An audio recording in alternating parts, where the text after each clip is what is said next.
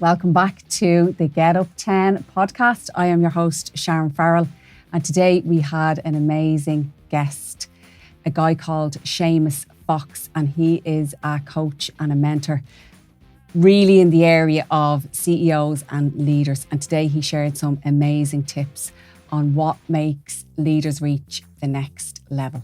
It can be really hard to find a coach that understands what it's like to be a leader in business, and Seamus is that guy. He gives some really, really valuable insights on how to overcome the challenges in business and how to flip your mindset and turn a negative into a positive.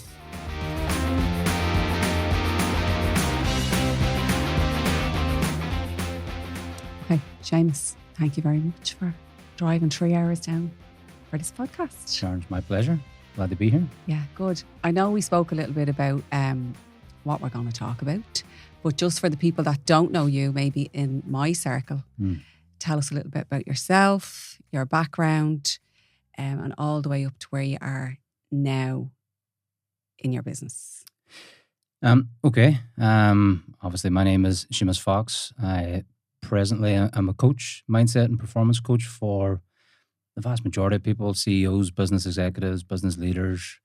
I've been coaching now for 21 years. Started out in health and fitness as a personal trainer. Okay. And that kind of quickly evolved and grew and expanded into growing my own kind of fitness businesses and kind of watched them grow over the years. But I've been coaching for the last 20 years, and I suppose like even the thread of that has always been helping people kind of overcome like some of the challenges they're going through, helping people become better versions of themselves. And that started out in health and fitness, and then probably more so over the last maybe 7 or 8 years, kind of more in and around the psychology of it, like really beginning to deep dive and understand like why do we do the things that we do. I grew up in Derry. I am the youngest of 7. Left school at 15, 16, didn't really do any qualifications or anything like that, and just try to find my own path and try to find my own way, and that led me down many different paths to begin with. But underneath, I think a lot of that, I've always just tried to like be my own person, wanted to be my own person, and then when I was about 24, 25, got the opportunity to kind of do that and become self-employed, started a personal training business. And over the last 20 years, I've been dedicated to just developing more of that, developing more of myself and helping other people do exactly the same. And what do you mean you wanted to be your own person? Like you looked at other people and didn't want to go on that path? Yeah, I think if I look right back, even as a kid, being the youngest of 7, I've always just wanted to be me. I've wanted to be my own person. I've never really wasn't too good at school. Like I didn't like the authority thing. Definitely didn't like to be told what to do. Now, don't get me wrong, I had many different jobs. Like you name a job, I've probably done it. Right up there, I was about 24. But even in that time, like I was kind of searching for something more. And when I got the opportunity to become a personal trainer and realized that was that, I was earning good money. I was doing something that I loved. I had an opportunity to grow a business. I was then getting the opportunity to do my own thing, grow my own thing, be my own person. And that's never really changed. Now, the type of change, the type of business, the type of growth, the type of people that I coach, etc., has evolved and changed. But I think underneath that, all of it, there's been a yearning to just be my own self, to be my own person and to do my own thing. Okay. And when you look at because I know I've worked with personal trainers, it's more than the fitness piece that you go to a personal trainer for. There's always other conversations that you're having. Do you think that was the beginning of you then going the mindset route, the taking coaching to another level? Because when you're doing the fitness, that should just be about the body, but it isn't. No, 100%. Looking back, I suppose at the time I didn't really realise what I was doing, because for me, yes, it was definitely right. A person was coming to, I want to get in shape, I want to get fitter, I want to get stronger, I want to lose some weight, I want to add some muscle. But if I look back with hindsight and look at some of the conversations that I was having at that time as well too, like I remember thinking, right, I'm getting paid here to train a person, but I'm also like the therapist. They're coming on and just offloading this amount of shit that they're going through in their lives and their businesses and all sorts. But I wasn't connecting those dots. And I suppose, to be totally honest, I think a lot of the when I really started to tap into the psychology component and understand mindset and human behavior more, a lot of it was because of myself as well. I wanted to address certain things within myself. I wanted to overcome certain like blocks and unconscious blocks that I felt that I had within myself. So I started deep diving into more of that to work on me, I think, initially. Okay. And when I started working on me initially, I could see, right, okay, that's really made a massive shift in me. That's really made a big difference in me. But then as I started getting older as a coach and as I started getting older as a business owner, I had a team of coaches at that time then working for me in my fitness business. So then it became about kind of managing people and understanding people that wee bit differently, and why is one person doing this and why is a person not doing that? And even with clients, like why would one person get a result? Why would another person not get a result? Why would one person get a result and keep it? Why would another person get a result and not keep it and revert back again? And that led me into studying a lot of work with Dr. DeMartini and the understanding of human values and how that plays a crucial role in who we are, the perceptions that we have, the decisions that we take, and the decisions that we make and the actions that we take every single day. And for me, I've been down that rabbit hole now for the last 7 years, discovering more and more about that. And why do some people, like, so say two people start in the gym, same goal, maybe want to lose weight, want to get fit. That's usually it, right? They want to tone up if they're women, lose weight. If they're men, they want to jack up. Why do you see something common? Why some people are successful and why some people aren't? What is it? Or is there a one size fits all? Or? Well, again, successful being a kind of a label. Do you know what I mean? It means something different to every single person. And what I've discovered over the last 6 or 7 years is every single person lives by their own unique set of priorities and values, and they're fingerprint specific. No two people have the same, but we have the expectation for other people to value the same things as us. Yeah. And a lot of the times that's where conflict occurs, especially in relationships. And now as I work with business owners and executive teams, etc., there can be that component is a lot of the time shown its face where maybe a CEO or a COO or a business partner, there's an expectation for other people to value the same things. Okay. So what I've discovered in that work was, as a personal trainer, I projected a lot of my values. You should be valuing health and fitness. You should be valuing getting into shape. You should be valuing this. Yeah. And I was projecting my values on the other people. It worked for a bit of time, but most people will revert back to what they kind of prioritize in their life. So what I discovered then was, right, well, if I can get to understand what a person actually really values, and I can get their goals and aspirations aligned with their values, then I'm going to find more momentum. And I don't need to motivate a person because they're going to feel inspired.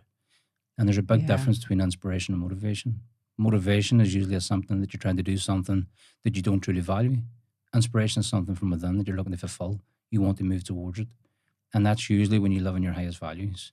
So, for example, if I was coaching someone in health and fitness and they know that being healthier and fitter is going to have a big influence in their life, it's a good thing for them. But they've got a higher value in business, or they've got a higher value in family, or they've got a higher value in going out and socializing. Yeah. Then their actions is going to go towards those things no matter what. So if I can get them to, okay, so how would being fitter, stronger and healthier be a benefit to your family, and link the lower value to the higher value, then they're going to find more meaning and purpose in doing that. Okay. So that was a process that I started to learn myself, and a process that I then started to coach other people in. And it's a linking of values, because we only do anything if we perceive enough benefit over drawback. So according to what we really truly value. So if you might not value health and fitness, but I can get you to shift that by linking it to something that you do value, so you find more inspiration, meaning and purpose in doing it. So there's a difference between somebody wanting something and something valuing. So they really want to be in shape and look a certain way and feel that way, but the value doesn't match the want. So you're trying to link the two together so that that's how people then reach what they want. Yeah.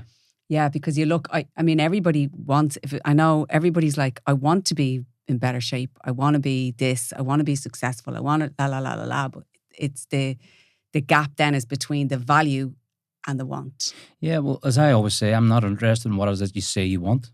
I'm interested in what your life is demonstrating. Okay. And they might be two completely different things. And is that an eye-opener for people then when you're working with them, when they say... Yeah, because a lot of the times it can be like a weight off their shoulders, where they get to see that this is what I actually prioritize. This is what my values actually really are. And I'm actually living that. Now, you can shift and change it if you want.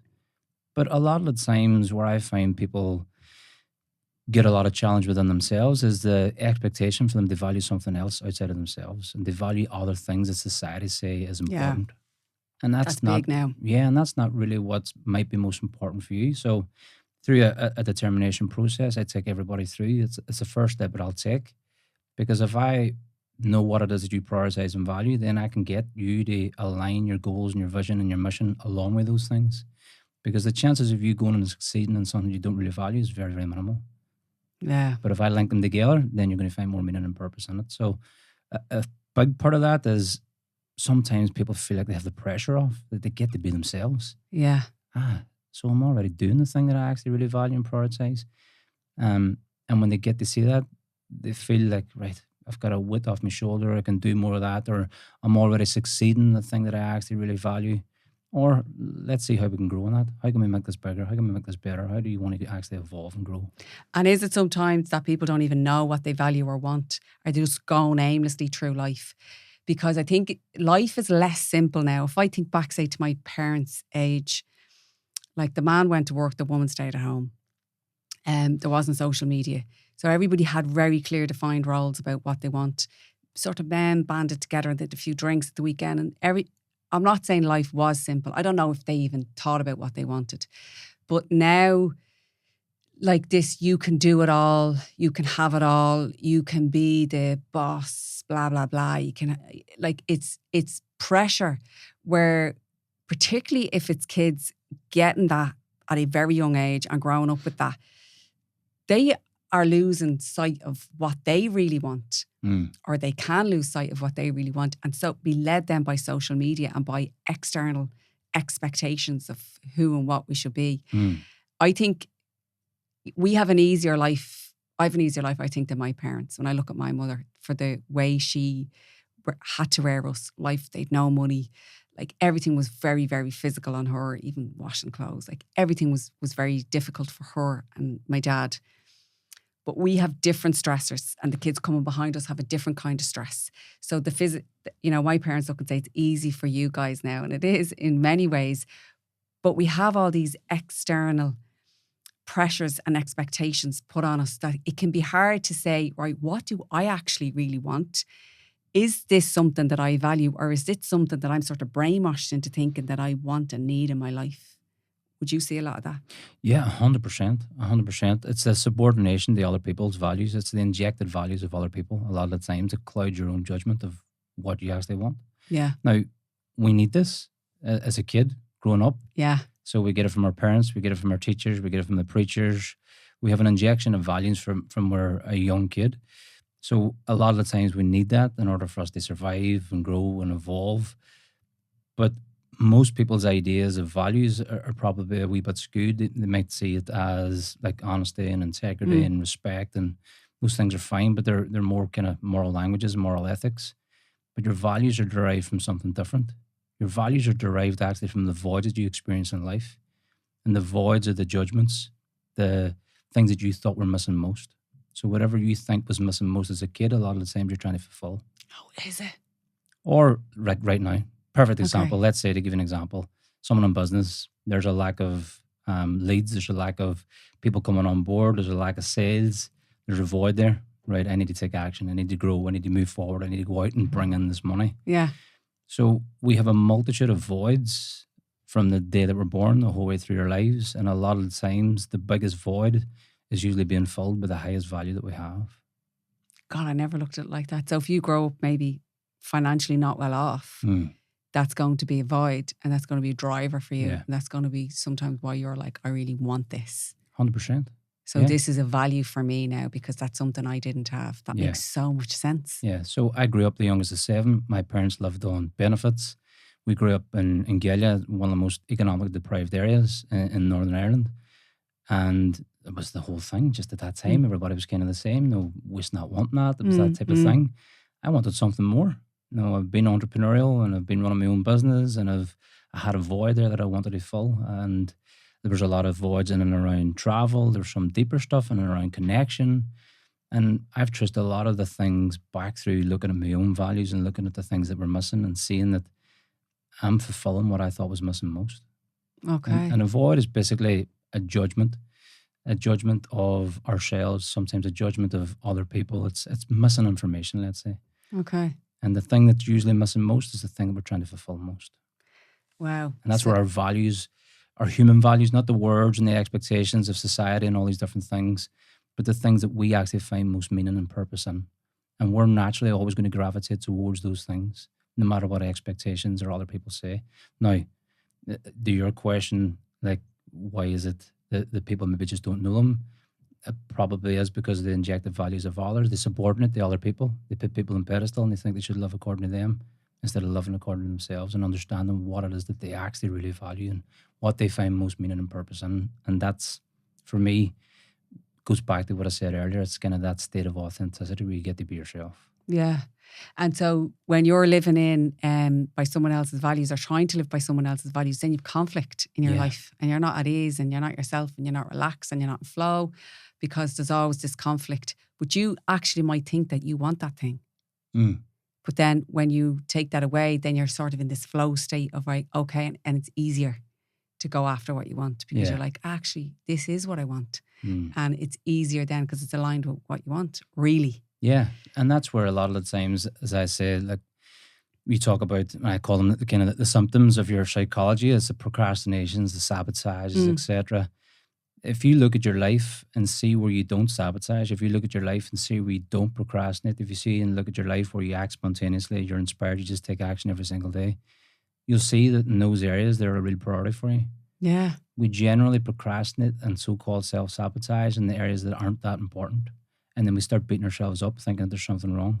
But a lot of times those symptoms are trying to get us aligned again to go after the thing that we actually really value. That's actually brilliant. And when you, so you coach a lot of business people. What are they coming to you with? Like for me, right, I'll tell you why I would, or I have worked with a coach.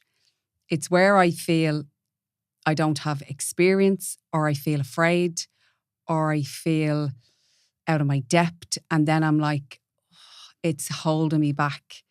And sometimes it's because it's such a lonely place that I don't know if I'm doing the right thing or the wrong thing. So when I have been in like fear, I'll be like, I need somebody. I reach out, I need to find a coach. I need somebody to help me. I need that support. Is that just me? Is that everybody? I suppose, why do people, leaders in businesses, reach out? What are they looking for? I think all of just what you said. Often they're stressed. Yeah. Often they can be like maybe not looking after themselves mentally, physically, emotionally. They've maybe let their health go because they've been building a company and building a business. Maybe they started from a business, they took it on from a family member, and then it's grown massively, and then they've got teams and boards and other people they answer to. And as you said, that can be a very lonely spot. Yeah. Sometimes it's just the person that they need at the other side that they can have a conversation with. Yeah. Where they may not get to do that because of the expectations of people underneath them, where they can't get to be themselves. Yeah. So sometimes with me and the guys that I coach, it's a conversation that they feel that they can have a safe space to voice things that they would usually hold internally and suppress. And when you're suppressing those things, they usually get expressed in other ways. So sometimes it's that. With me, kind of the coaching that I do is getting them really aligned first and foremost with understanding what those values really are. Yeah. Like what actually makes you tick? What is it that actually makes you energized? What is it that actually gets you inspired?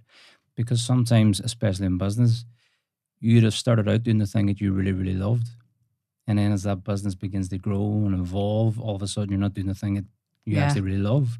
And sometimes they can feel disjointed of a loss of purpose because now they've brought people in to do the thing that they actually love. Yeah. And they're trying to find, what am I supposed to do here? Yeah. So sometimes it's getting them back aligned again with understanding what that purpose is, understanding the thing that actually really inspires them so they can get connected to a future vision again, they grow again, they feel more aligned again. And then other parts of the things that I work with clients is the health and fitness component. Yeah. Addressing their sleep, addressing nutrition. If you want to perform better, if you want to show up as a better leader, if you want to have more confidence, if you want to lead your team better, then we need to look at all those different things as well too, because you can definitely work on your mindset and get yourself realigned. But if you're going out and smashing it every weekend, if you're not sleeping properly, if you're not eating properly, if you're not doing those things, you're not going to show up as the best possible version of yourself. And like, I think everyone's more aware of it now. Say when I was in my 20s, we were talking about it recently, and it was like the workplace, like it was very normal for someone to come in extremely hungover on a Friday, and everybody would be like, leave her or him, they're just hungover, get them a breakfast roll, right? So we were kind of out of our minds. We were dealing with our stress, our anxiety, our trauma, even in the workplace with drink, and things that weren't good for us. Now, for someone my age, it's mindfulness, which actually the other is easier for me and my generation. It's easy for us to get off our face drunk, have a few drinks on a Thursday, Friday night. Like everybody of my generation drank Thursday, Friday, Saturday, Sunday, and then there was a Monday club. And that was not abnormal. When people came in hungover, it was grand. But I think the people that we're leading now, the younger generation, are looking for more from us. And we're more aware now of, okay, it's not just that I'm the boss, Sharon, here. It's all of me shows up. Every single part of what I don't look after rears its ugly head in the office. Lack of sleep, if I'm not looking after myself, all that comes in. And I think we're more aware of, even though it's scarier for us because it's just not that easy for me to talk about my emotions or my vulnerabilities, or like even when you said, you know, there's a gap. It's very sometimes difficult to look at that and say, like, that's something that I didn't have that I'm trying to fulfill now. But on the other side of that is then you get to show up fully as the leader that you can be. So definitely just that I think we're the first generation that's coming into this new way of thinking and looking at things. I don't know if my parents ever thought about that. But the expectation for us as a leader now, definitely Seamus is more than it was when I started the workplace. Yeah, 100%. And as a business owner or as a CEO running a company and you've got other people to answer to a lot of the times, do you know what I mean? And there's more pressure, there's more expectations, there's more standards. And sometimes, like, if you're not, as you said, looking after your sleep, looking after your health, all of those different things, but then you have an expectation for other people to perform in a certain way. Yeah. But then they're looking up at you going, well, you're not doing it. Yeah. You're not looking after yourself. And that can just create a lot of internal conflict. It can also create kind of division within the team. Because whether you like it or not, if you're the leader in the business, then you have to lead. And leadership trickles down from the top. It does. Not the other way around. And there's not this, like, you know, when I started in the workplace, it was just like, this is work. Your home life is your home life. We don't want to know if you're having anxiety, a bad day. But this is spoken about in the workplace now. Wellness is spoken about. Psychological safety. I mean, if I could tell you horror stories, I'm sure you could. Our first jobs when we were kids, psychological safety wasn't. It wasn't. there was no safety. No, it was on any level. It was terror. So now I think it's really important as leaders for us to do the work on ourselves and to have an understanding of who we are and our triggers and our gaps and what will impact us and what will really kind of, you know, so that we're able to manage our emotions in work and in the office and manage ourselves. For me, that's been the biggest learning of running a business. The finances side, the sales, the marketing, the managing people, that's easier than really looking at myself and understanding, okay, how I show up is important. I impact how their day goes because I'm the leader. Yeah. If I'm showing up like a shithead, that's going to impact everybody. So for me, the real growth and the hard stuff that I had to deal with was understanding myself and what's going to negatively impact me is going to negatively impact the team and then the business and then the performance and the growth. 100%. And I think even looking at it from like how you perform as a leader within the business, and it doesn't matter kind of what level you're at in business, again, even bringing it back to the values piece. If you're not getting the love according to priority within your business, then your energy is going to be shit. Yeah. You're going to be disorganized. You're going to be distracted. You're going to look to escape. You're not going to look to lean into the challenge. You're going to avoid the pain because you're not doing the thing that's actually really inspiring for you. And a lot of the times that might actually happen because you've evolved so many different ways in business that you're not doing the thing that's most important for you. So you're coming into work to do things that you don't actually really prioritize. You're coming into work to do the thing you don't really value. And all of your behaviours are to try and avoid the challenges, avoid the pain, avoid the stuff that goes on in business. But how you know you're actually living according to what you really truly value and prioritise is you're willing to pursue both the pains and pleasures in this pursuit. You'll deal with those things. Okay. You'll keep moving forward. You'll keep growing. Right. And you'll keep like moving past the challenges that we get. So a real indication is your energy a lot of the times. If you're coming on with shit energy, why? What am I doing? Am I doing the thing that actually gives me energy? Because when you live according to what you really prioritise, your energy expands. You radiate that energy out. When you're living in low values, according to what somebody else says is important, there's a gravitational pull. Your energy comes down. And a lot of the times you need other people to motivate you and come along and give you a burst. Or you go and drink or loads of caffeine and you're doing different things to try and raise your energy up or escape the pain that you're in because you're not getting to fulfill what's most important. So your energy a lot of the times will show you. And there's a thing that I do with business owners. It's a very, very simple thing. I get them to, once I've done their value determination process and get to see what's really important for them and they understand what that actually is, I get them to put a page in the table, draw a line down the middle. On your left-hand side, I want you to put shit list. And on your right-hand side, love list.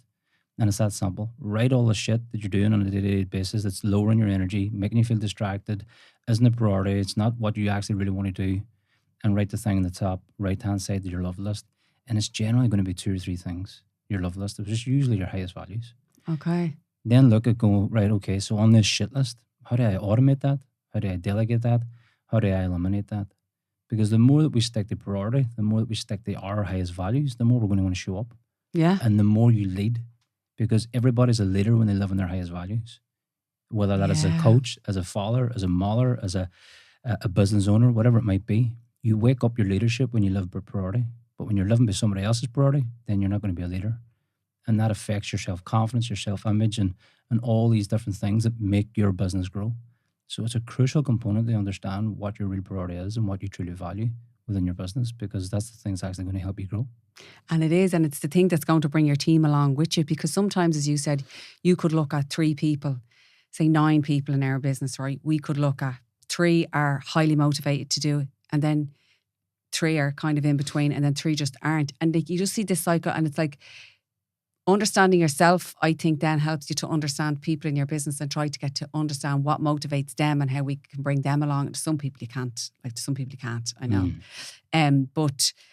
But if I'm showing up with the negative energy, and I notice when I look at the trends in my business, when I'm really stressed, I don't want to go in. I think to myself, I don't know why why don't I just get a job? This is too much. And it's probably because it's just kind of realised that now, because I'm doing all the things I hate doing. And it's like, why am I doing this with this level of responsibility, which we all feel, really we do feel we're responsible to our clients and to our staff and to everything else. It's because I'm doing things that I absolutely hate. Yeah. And that's not why you created a business. No. And you know what, Seamus? It's very hard, I suppose, for leaders in business, founders, CEOs, whatever, to take a step back and mind themselves, because you're always on the do. The business sometimes has grown so fast that you're used to this pace that is 100 miles an hour. And that just feels so normal to me. And I'm really looking at this the last few months, because I was telling you earlier on, I wasn't well and I was sick and things were happening, that actually feels normal. So when I'm not going 100 miles an hour, I feel like I'm not working hard enough on the business. It's going to fail. Like, I feel guilty. I feel like, I should be doing more, because that has been my norm for 5 years. Yeah. This 100 miles an hour, firefighting, next, big project, employ people. Oh my God, put processes in here. We need videos, we need content, I need sales, I need to do the bookkeeping. All of that's been like 100 miles an hour. But I really feel that the only way for my business to go to the next level is if I'm not like 100 miles an hour, if I'm calm and planning and future-proofing the business, and I'm in a good space that I come in and I'm ready to lead a team, as opposed to, let's all run this way, let's all go 100 miles that way. I feel that there is where coaches come in to help leaders in business. Yeah. And any kind of big leaders that I know have coaches. Yeah, 100%. And I get it, because I was like in my last business that I sold as well too, you have to wear a lot of the hats. Yeah. Do you know what I mean? And I understand that for sure. But again, you can shift and change that a lot of the time. So if there is things that maybe you're going into your business to do that aren't really lighting you up, and you know you have to do some of those things, well, you can shift your perception of it instead of like creating the stress around it. So the difference between motivation and inspiration is your perception. Yeah. And it's linking it. So let's say you've got a list of things that are low in the priority, low in your values, don't really like to do. Look at those specific actions and link doing those specific actions to your highest value. Okay, so how does doing this thing fulfill my highest value? Okay. How does doing this thing fulfill my second highest value? How is it helping me on the way to fulfilling what's most important to me? And we can begin to shift our perception on it. And when we begin to shift our perception up, we dissolve a lot of the times stress around it. Yeah. If you're thinking, oh, I hate doing this, I don't want to do this, I don't want to do this. Yeah, well, you're just creating that stress for yourself. And I always love with the guys that I coach, I look at stress in two ways. Distress and eustress. Eustress is when you're doing the thing that's most important for you, living in your highest values, it's wellness promoting. Distress is when you're doing the thing that's not that important, it's low in your values, and it creates illness over time. But a lot of the times that is your perception, and you can shift and change your perception on absolutely everything. So you can link the thing that you don't like to do something you do like to do, and see how it serves and benefits. Or if you don't, then you're going to create a lot of stress. And then it's just going to feel really stressful. Is there something that you see in leaders, if you're working with people, that you'd say, like, what makes somebody successful? Is it the values, or is it something else in them? Because when I was back at, we were chatting before we went live there about, I was back in the school recently that I went to, and I thought about myself when I was young. A couple of things worry me, right? I was scrappy and hardworking because of my background and because I had to be.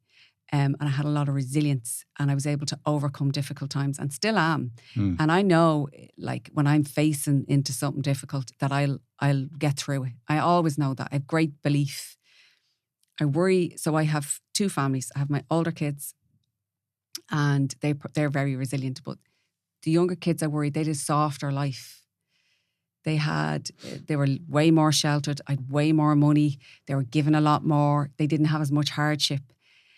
I worry that they won't have the same level of drive. Do you see that in people who are very successful, have had maybe difficult backgrounds that help them drive forward? Do you see that, or is that just? I think, well, if you look at most people like that have created something really, really good for themselves in their life, whether that's in business or in whatever shape or form, there's usually some big void there that they're trying to fulfill. Yeah. There's usually something that they're overcoming some adversity, some challenge, some point to prove.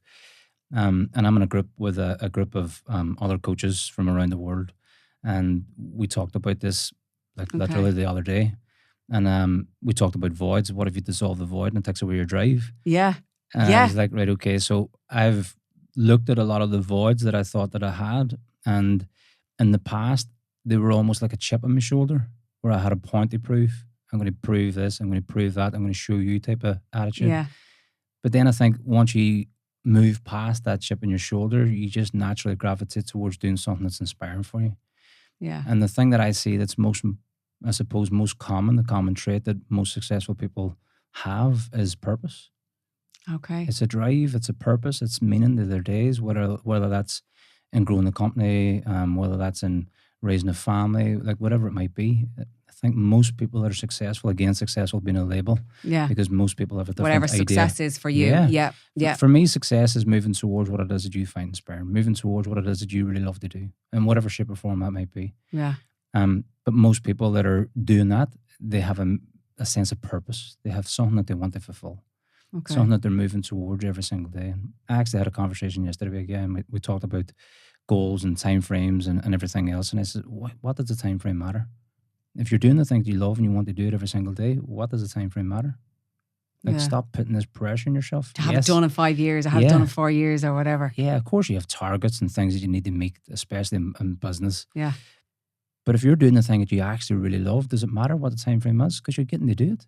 And it's the journey. Yeah, and it's the journey of showing up every single day to do it and letting it evolve and learning and growing and overcoming the things that you need to overcome. Like, take that big expectation off you that it needs to happen in a certain way. Because let's say it happened right now.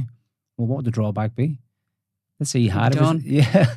Let's say you had everything that you think you Yeah. need and want. What would the drawback be? Lack of drive, lack of purpose, lack of meaning. Yeah.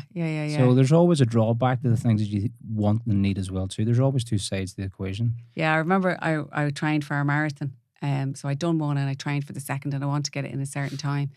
And like I was so driven. And when I did it, I felt depressed. Yeah. I felt depressed after because I was like the thing was gone. Yeah. The thing that I was chasing was done. Yeah. And I suppose it could feel like that because it could feel like at the end of it, it's so focusing on the journey will help us. Because in our perception, we perceive that it's going to give us more benefits over drawbacks. Yeah. And you can't have one without the other. There's no such thing as a positive without a negative. There's no such thing as an up without a down. There's a law of polarity, which means there's always two sides. But the goals, the things that we want to achieve, we perceive that it's going to be more positive than negative. Yeah. And a big thing that I do with people that I coach, I'll give you an example. A client that I've been working with the last few months came to me because he was really, really anxious, wasn't sleeping properly, his head was getting all over the place. And they had this drive and expectation for his business to be at a certain point, by a certain age, that he would then be financially secure and wealthy and be able to sell that business. And he was literally keeping himself awake at night with stress and anxiety because he thought, what if I don't get there? Now, It's a horrible feeling. I've had it. It's horrible. Not even living in the business that he's currently in, which is doing really, really well. Yeah. This expectation of what if I don't get there? And I said, okay, let's say you do. I want you to go there right now. You've got the business sold. You have all the money that you need. What are the drawbacks to that? He said, what do you mean? I said, what are the drawbacks? Let's look at the drawbacks. They actually having that goal that you fantasize about. And we started to list the drawbacks. A lack of purpose. How would that lack of purpose and lack of drive show up in your life? What would the habits be? How would that affect your relationship with your wife and your kids? Let's look at what that actually might be for you, because you're perceiving that it's going to be one-sided, which is all positive. There's going to be two sides. So let's look at the other side. Yeah. And we started to dissolve the fear and the anxiety, and he brought himself back into balance again. And I mean, like literally within a month or so of coaching him, I remember looking back and going, right, let's look at that anxiety again now. How's sleep? I said, oh, it's gone. It's gone. So we dissolved the fantasy of how we think it should be. And instead of like looking at this goal in the future that's going to give me all this, and let's look at it like logically, objectively, and see what it actually might be. And let's create something that you don't want to retire from. Like if you were able to do this for the rest of your life, what would that be? And what you know would that what? business be? Isn't the mind lethal? It's dangerous. It like when I think about sometimes the things I've thought about that kept me awake at night, and you're like, that was just nuts. Yeah. Like sometimes I worry about things in the middle of the night, and I even wake up the next day and I'm like, why was I thinking about that at 3 o'clock in the morning? The mind is lethal, and you kind of have to train it, I think, like a muscle.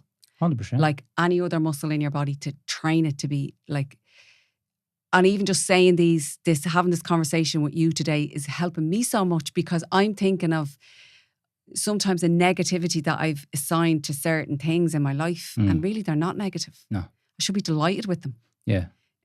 So the mind is, I think, our best friend and our worst enemy. Yeah. Well, if you look at looking at some of the fears, as I like to address them, and there's two main fears that most of our fears come under.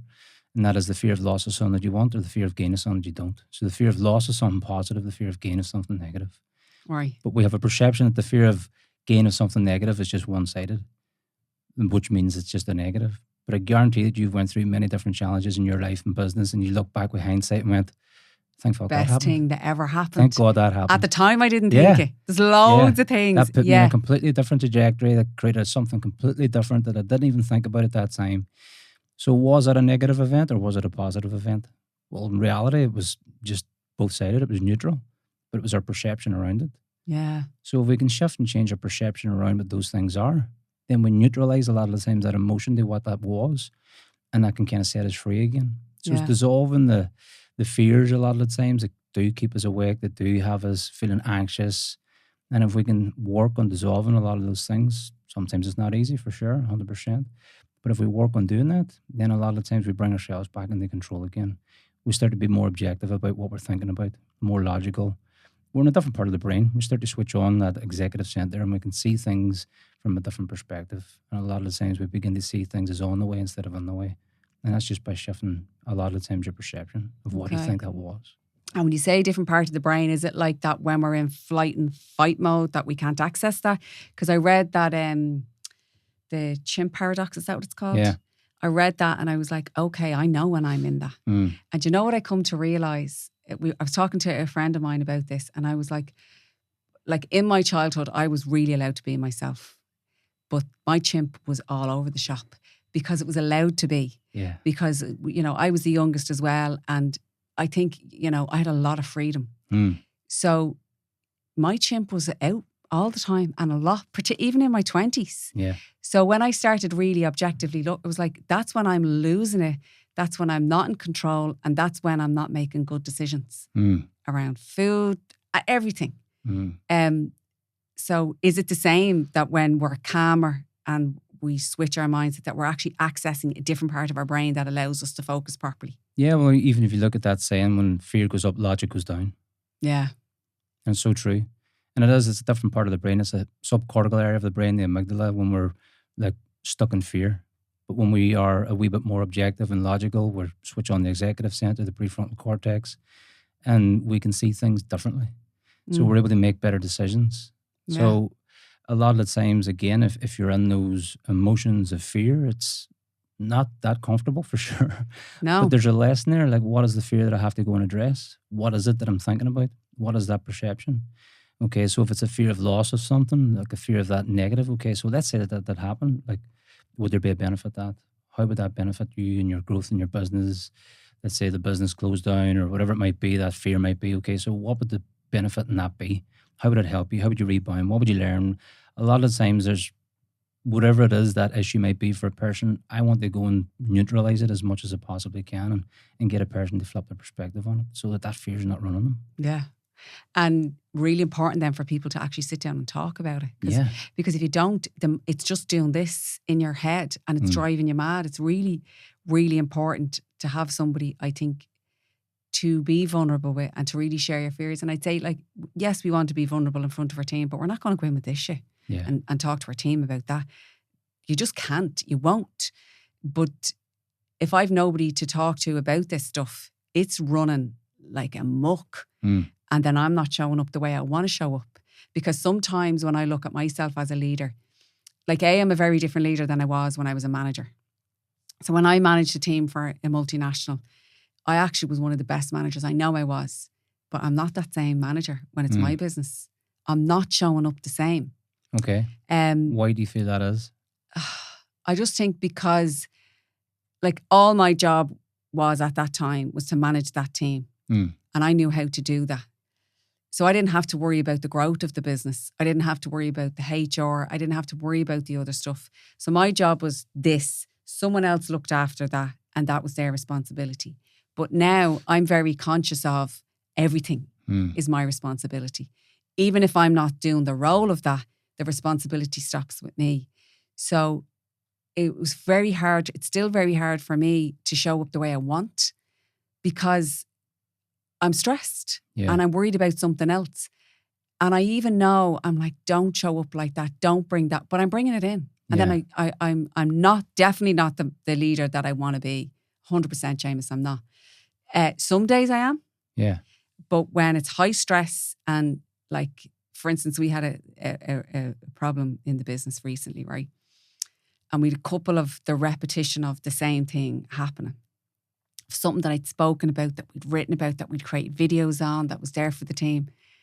I just absolutely lost it on a call with the team the other day. I mean, I really, really lost it. And I came off the call and I felt great for about an hour. I said, they needed that. They needed to hear that and they needed to see that. And then an hour after, I felt like, no, that's not, it's not good leadership. That's just leading with fear and just being angry and venting at the team instead of actually thinking about what is going wrong here in the business. Yeah. Why are we repeating the same mistakes? Why is that happening? So I'm like, that happens a lot. I would never have done that when I was a manager. We had a great team. I kept the same team together for like 15 years, the same women. And I'm like, it's just so different because there's a lot more stressors. You've a lot more expectations on yourself. You've a lot more stress, things to worry about. Yeah. meeting deadlines, bills to pay, like all those different things. No, Yeah. where when you were managing, you just had to do that one thing. Yeah. And it goes back to the same thing again of like wearing all the hats and doing the stuff that you Yeah. don't actually really want to do, essentially, Yeah. or feel inspired to do. Again, if I was to ask you a question, and then, like you said, you're not getting to show up as that leader. Like, if you were to show up as that leader, what does that look like? What does that feel like? I think that if I was showing up as the leader that I want to, the stuff that's happening wouldn't be, so that everybody would feel relaxed. Everybody would take ownership. If mistakes were made, people would be allowed or feel safe enough to say, I did that. And I don't really understand what that is, so I'm doing it wrong. And I think then we'd have buy-in from everybody. And I think that's, if I show up as a leader, that's the result that I'd get. So I feel myself, trying to take the step away from the business and look at new markets and look at the UK. And then I'm being dragged back into this. And I'm like, why are you just not getting it? And I feel angry and frustrated. But really, it's my fault. If they're not getting it, it's because I didn't show, lead, direct in the right way. And I know that. Yeah. But when you're so angry in the moment, you're just not showing up the way you want. There's a client of mine in the States, Brian, in Nashville. Him and his brother, Jim, have a business. I actually saw the podcast recently. Yeah. Yeah. And it talked about covert conversations. Yeah. Yeah. Did you see that? Yeah. Yeah. And I think a lot of the Tell time, everybody, because maybe not everybody's seen it. Yeah. So I think a lot of the times that's what people have as business owners and business leaders. It's like these covert conversations or expectations, and they're within yourself. You haven't actually voiced them. You haven't communicated them. You have this expectation for your staff, your employees, your team to lead in a certain way, to handle challenges in a certain way, and this is what should be done, this is what needs to be done. If this happens, this is what you do. But you've only had that conversation yourself. Yeah. Or some of the team, and you forget, Yeah. like we've had that conversation maybe a year and a half ago, and we've given out that documentation and that information. And it's trying to, for me, I suppose I'm at the part of the business is where you want your fingerprint on every new staff member that walks in the door. But every new staff member that walks in the door, you don't have the time to put your fingerprint on them. And it's how do we build, for me, that in the senior people to bring that into the next person, to the next person, to the next person, to the next person. So a big part of like doing that comes back to some of the stuff that we've talked about and understanding values again, and understanding what's really, really important for that person. Okay. So I'll go into a lot of companies, and especially at the executive level, and we'll do a value determination process. So you get to find out what that person actually really values, what is their life demonstrating is most important to them. Okay. Where are they energized, what's inspiring for them, where are they focused and organized. And if you can get a real look at understanding what they actually really value and what they're coming into your business they really fulfill, which a lot of times we think it's to do with us and our vision. It's not. It's not. Yeah. They're coming in to fulfill what's most important to them. And if your business can help them fulfill that, they're going to stick around. Okay. If somebody else can help them fulfill it more, they're going to go there. Yeah. So if you get to understand what that person really values by looking at that, then you can then align your vision and your mission with their values. So how would it benefit your values if you fulfill this mission? How would it benefit what's most important to you if you help us move towards X, whatever it might be? So it's aligning personal values with a company vision and mission, so they're going to feel more inspired to fulfill it. Yeah. So there's less expectation for you to value the same thing as me, because that's not what they're coming on the And world they're not for. going to. Yeah. They're not going to, because this is my vision. Yeah. You want to bring them along, and I suppose then it's spending more time with your staff and understanding who they are. 100%. Give them your time. Find out what makes them tick. Find out where they're inspired. Find out what's they're focusing on, what they love to conversate about. Like, what is it that they're coming and they work for, they fulfill. It might be something completely different to what you think it is. But if you don't ask those questions, you're not going to know. You're And not that can come right down then to having people in the wrong position. So that person's not performing. I'm constantly having to motivate them. Well, maybe they're not doing the thing that's actually really inspiring for them. Maybe that's in a different area within the business. Yeah. And if I understand that process, and maybe I can put them into the right area and they flourish, we don't need to motivate them. And that's what I was talking about, where we need to show up differently now as leaders, because people are looking for more. Yeah. They are. They want more from you. They want more from their job. It's not just a 9-to-5 job. They're looking to be fulfilled in other ways. And it's definitely a market for employees. So they are looking. But I want that culture for them. But me saying that and how I show up isn't aligned all the time. Yeah. And I wouldn't be so hard on myself either. Yeah. You know what I mean? giving yourself a hard time, beating yourself up, isn't probably going to help you either. No, You know I what know I mean? don't, but like, you know, I can joke with them. We get on really well. We'll have the crack after, you know, and they'll say it to me. But, you know, sometimes I'm like, it's getting that it is not easy. Yeah. And the leadership and the manager are two different things. Mm. I didn't see that until I lived it. Yeah. Because the manager is just one job. Manage that team, make sure they perform. That's all you need to worry about. A leader is worrying about where we're going, the vision, where we're heading as a business, the culture that we create, how we're going to get there.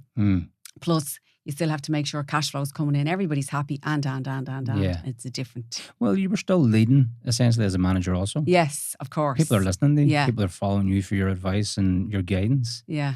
The form probably just changed. Yeah. And then the expectation of yourself also on that has probably changed a lot. Yeah. It was totally different. I didn't see it till I lived it. And now I'm like, oh my God. And that's where I'm like, okay, when I'm in this position, I need somebody to talk to. I need somebody to help me on my journey. I need somebody where I can just trash this out and say, what is really going on for me? And make sense of it before, so that I show up the way I want. And I said it before, like, we wouldn't do anything in life. You wouldn't be like in sport without a coach or somebody to help you. Yeah. But we're all in business. And we think we don't need coaches, and Yeah. we think we don't need that support. And I think that's where when I feel anxious, it's because of that. I don't want to go home every night and say to my husband, this is what's going on in the business. He's sick of it. I don't want to, you know, burden my friends. They're not interested in what's going on in my business. So I need somebody for me to, I think, bring me to that next level. Yeah. Definitely. 100%. Because if I want to go where I haven't been, I need the support. You know, I don't have family. A lot of people that find themselves in leadership roles probably don't have family that did it before them, or friends, or a dad, or a brother. Yeah. Yeah, it can be a very lonely spot for a lot of people. Yeah. Definitely. And having this vision that you can see and you maybe can't communicate it with other people either. Yeah. Can communicate with yourself first. Never mind other people that you're like, I don't even know. Yeah. How do I can see it in my head, how do I articulate this and get it onto paper and then get everybody else along with it as well too. Yeah. Yeah. I think it's brilliant. I think the services that you offer are amazing. Yeah. I know that you've been through a good bit in your own life. But so for leaders out there that are listening, if you could give them maybe one thing, if they're struggling, they're having a lot of anxiety, they're feeling overwhelmed, you know, they're feeling like, I don't want to go in the morning to my own business. That's happened to me throughout the journey. Is there a piece of advice that you'd give them? I suppose the first piece of advice is really addressing, like, what is it that's popping up that's making you really anxious? No, don't avoid it a lot of times. Go and find out what that actually is. What feels misaligned? What feels out of place? Where are you showing up in your business that you don't want to show up? What are the things that you're doing that you just don't want to do that are draining your energy, like really bringing your self-confidence and self-image down instead of up? What are those things? Like, be honest with yourself. Like, is this what I really want to do? Is this the direction that I really want to take? Like, what does that look like in 3 to 5 years if I keep doing that? And then I would say a lot of times is getting back in touch with who you are and what you really truly value. What is it that you actually really love? What do you really feel inspired to fulfill? What do you have energy for? Look at your life. Your life will demonstrate what's really important for you. And you're always getting those subtle signs a lot of the times. Yeah. And if you listen to yourself, you'll get that information. And for me, that's what your intuition is. The intuition is the unconscious becoming conscious. It's trying to guide you a lot of times. So look at what your life is demonstrating. Am I doing the thing that actually makes me feel alive? Am I doing the thing that gives me energy? Am I focused on it? Do I want to grow on it? And if I'm not, okay, how do I course correct? What do I need to do? Maybe I do need to reach out to a coach. Maybe I do need to go and speak to somebody. Or maybe I need to look at the things within my business that I'm doing that I just don't want to do anymore. And then sometimes it's having that difficult conversation and going, okay, so what am I going to do to change it? Yeah. What do I need to put in place? What do I need to get myself away from? Which is hard again if you've got a lot of people like underneath you that are relying on you, etc. But I think ultimately bringing it back to you as a human being, like, this is your life. Yeah. You know what I mean? Is this what you really want to do? Is this the thing that you actually set out to do? Is this the thing that's most fulfilling? And if it's not, okay, well, how can I get back realigned again? What are the actions that I need to take? What are the things that I don't need to do every single day that I'm doing? So I think you have the answers a lot of the times. It's taking the courage. And the time. Yeah. the courage within yourself to actually step into that. It's the courage within yourself to actually act on that as well too. Whether that is by yourself or by reaching out to somebody else as a coach or listening to a podcast, whatever it might be. But I think that the answers a lot of the times are always there. It's just listening. It's listening and taking the time to sit down. For me, I started when I've really, like, I'll have periods of madness in the business and then calm, and then I'll start changing things, and then it will get mad again as it grows. It always happens. But I think when I started to outsource things, I hated. Maybe I didn't need a team member in to do this piece of work, but I just outsourced it to somebody else. Give it to them. And it's like, done. I got a PA. Yeah. Best thing I ever did in the business. She organised my diary, which I hate doing. She does all that for me. I don't have to worry. She's like, get out of your diary. I'll fill it. I'll make sure it's right. Big stressor gone. Yeah. Big stressor gone. I think a big part of that is just delegation. Yeah. It really is. Like, the things that you're caught up on that's causing all the stress that you just don't really want to do. Like, don't do it if you don't have to. Delegate it. Yeah. Yeah. 100%. So listen, we're nearly out of time. Where do people reach you if they want more of this? Where's the best place for people to go to? I know you have a podcast. Do you want to tell everybody about it? Yeah, the podcast is called the Seamus Fox Podcast. You can get that on Spotify, Apple, whatever platform you listen to the podcast on, you'll probably find it there. You can get me on LinkedIn, most social media channels, Facebook, Instagram, LinkedIn, or on my website, seamusfox.com. Brilliant. And if people want to book a one-to-one, are you doing any events over the next while? No events at the minute coming up. Well, I'm a liar. I've got an event in the Dunluce Lodge in Portrush in June. Okay. It's booked out already, so it's called Conversations to Scale. Okay. So again, small group of around 12 business owners, brought on 2 clients of mine to talk as well. Mark Hutchison, he's the CEO of Hutchison Engineering. Yeah. And Jason Casey, who's the CEO of RMAC. They're coming up to talk about building teams and the stresses and the challenges that come with it. We're going to sit and have conversations, have a few drinks and have a dinner. And then in September, I've got an event in Portugal, which is a retreat, mastermind retreat, which is in Villamura. And that's on the 14th to 18th of September. So those are the only 2 events that I have at the minute coming up. I might actually book into one of them. Well, I know one's booked out. Do that one again that you're doing in June. I'd say put that on again. Yeah, I'm going to do that because that literally sold out within a day. Yeah. I'd be interested in that. I think we just need somewhere to go to be with other people that are the same. Yeah. I think underneath a lot of the stuff that we're all striving for is connection. Yeah. It really is. And I think in the world of AI, we were talking about this as well at the school. The kids were asking me, and I was like, what we really need is connection. So we need the humanity in everything that we're doing. 100%. People will be sick of bots. And we're craving that connection. And even when we think back, when I was working, when I started off working, everybody went out together on Friday nights. Everybody socialised together. Everybody was way more connected. And when you had work colleagues, they really became your friends. I'm not seeing that so much now in the workplace. Yeah. I'm seeing we come together in work and we're getting the connection in work and we're talking about our feelings, but we all go home and no one's socialising together anymore. Not even... Okay, the pub wasn't a great idea, but like it was a great place to socialise. It was good at the time. It was good at the time.